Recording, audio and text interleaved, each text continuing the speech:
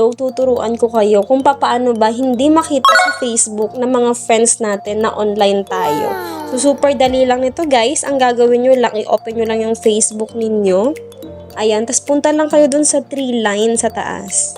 Punta kayo sa settings and privacy and settings. Ayan guys, tapos mag-scroll lang kayo, hanapin ninyo tong audience and visibility. Ayan, tapos nandito siya sa pinakababa sa active status. So as you can see, naka-on yung akin. So nakikita yan ng mga friends natin sa Facebook na online tayo.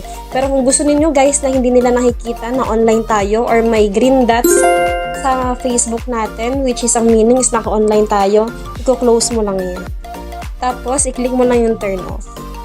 So, ganun lang guys kadali. So, yung mga friends natin is hindi na nila makikita na mayroong green dots sa Facebook natin which is online. Ayan. So, makikita lang nila na lagi lang tayong offline. Kahit online naman tayo. So, ganun lang guys. Kung gusto ninyong itry, ayan, ganito lang yung gawin nyo. So, ayan lang guys.